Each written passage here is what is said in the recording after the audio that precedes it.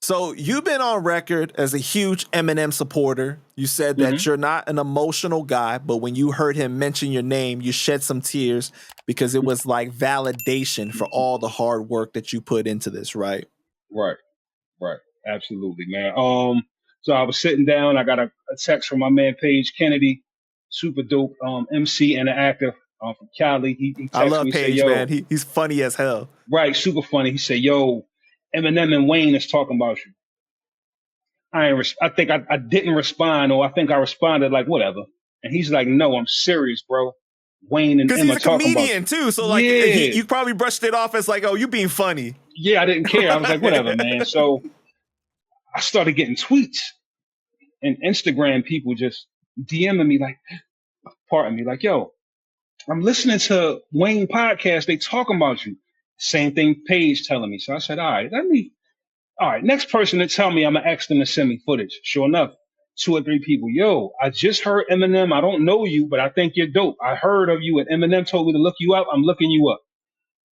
Yo, send me footage. So one person finally sent me the footage.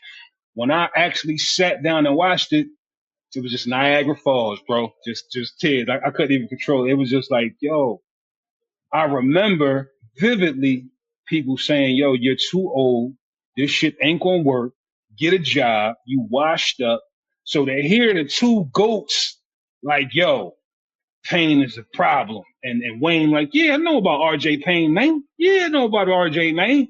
That blew my mind, bro, which was more, which solidified that I needed to work harder. That's how I looked at it. Like, okay, this is dope.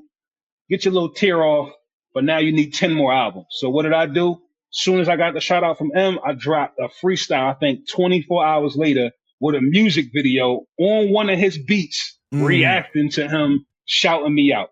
And he's seen that as well. And, you know, I think it's that work ethic and taking advantage of those moments that make you bigger. I think any of us can get a look, but I think you got to be willing to take advantage of that shit as soon as it happens.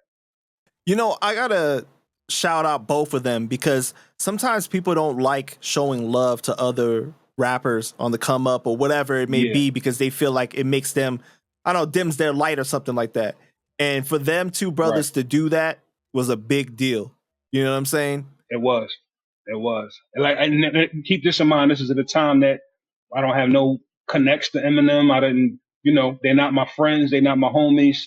So that meant a lot, man, especially for Wayne to have his platform about him and take that time to make it about me. So yeah, that was super dope, man. What did you think about when Dr. Umar Johnson came out and said something along the lines of anyone that isn't black can't be the GOAT of something that is created by black people? You know, like there's this notion that Eminem's music doesn't resonate with the black community. I think that's a certain way of thinking. Like I understand that way of thinking because some of my old heads think that way. I'm lucky enough to come from many trains of thought. So you're not going to put me in a corner and make me say that Eminem ain't the GOAT because they said he ain't the GOAT. My theory is if you're talking about wordplay, rhyming words better than everybody else, saying incredible bars, nobody's going to do that better than Eminem. If you're talking about being cool and relative and relating more in the culture and touching people, no, Eminem is not Tupac. No, he's not DMX. No, they're not listening to Eminem in the hood.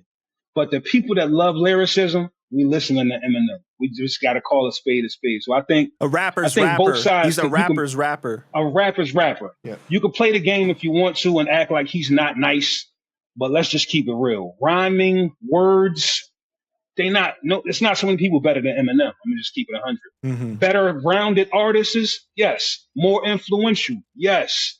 More impactful with the things they say, yes. Lyrically, rhyming, no. I think that's a good point that you made too, because everybody has their strengths as rappers, right? And it's like that's why I hate the top 5 argument because it's all relative. It's like, what do you value more?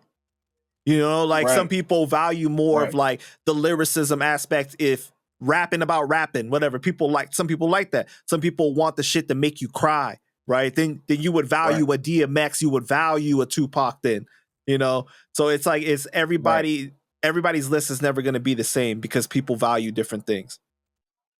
Which is why I never say people like Ice Spice is corny. I don't say Sexy Red is corny. I always tell rappers and stuff when they be like, yo, can you critique my music? I tell them what my critique don't matter because you need a fan base that like you. What I think about you don't matter because you might have 1 million people that think you the shit. I don't matter. And hip hop is so big that it's like there's niches for everything. You know what I mean? Like there's like different fan bases for everything. So it makes sense. Right. I totally agree.